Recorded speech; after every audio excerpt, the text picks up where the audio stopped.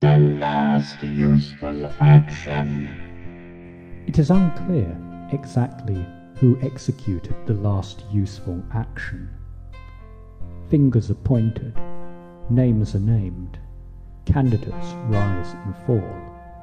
But the evidence that someone committed this act is there for all to see. An upended cone on 9 legs, rising some 20 feet above the ground. What happened is generally described thus. Within 2 days of arrival on this nameless world, somebody went into the ruined hull of the Exploratorizer 14 and retrieved the exploitation module. The module was roughly the size of a small refrigerator, covered in bubble wrap, with labels reading, "Do not open until planetfall."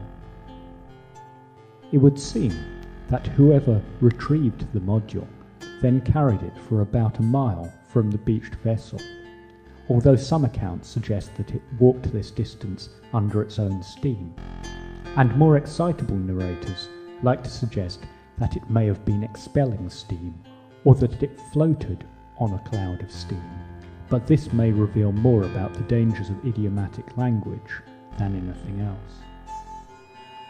Somehow, the module came to rest a mile from the vessel. Once it had shed its bubble wrap, either through human agency or automatically, it sprouted 9 legs and a proboscis, which it thrust deep into the planet's surface. Within a day, the first manna spewed from the cone. Edible it was. Nutritious it may also have been. Flavoursome it wasn't. The last useful action is often considered to have been a terrible mistake. A culture that is not shipwrecked. A culture that is not shipwrecked is merely a nomadic people, is one of the cradle of 50 axioms with which the colonists rock themselves to sleep. The term nomadic is here used in a specialized sense, in that the colonists consider their period of transit between the stars in suspended animation to be a nomadic lifestyle. So their specialized use of the word here denotes unconscious or sleeping. At the point of crisis, when the sleepers are awakened to find themselves plummeting through the atmosphere, with danger alerts going off on all frequencies, a culture is born. It comes to awareness of fear, of gravity, of imminent death. The God-given nature of culture is self-evident. If all the passengers had died in planetfall, this would have been an indication of divine displeasure. That it would have lasted mere minutes is also a clear indication of God's mercy. It so happens that 90% of the passengers died during the first few minutes.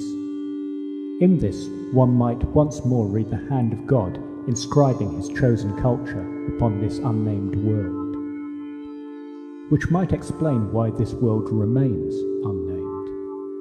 It is not merely a contingent home, but self-evidently the only possible home.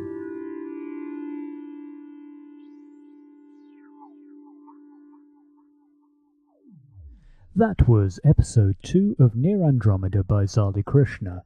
The narrator was Solomon Kirchner, and soundscapes were provided by the PVC Radiophonic Workshop. In 5 minutes we will be bringing you Yodeling for All from the Guildhall of Frampton-upon-Sea, but first, the shipping news.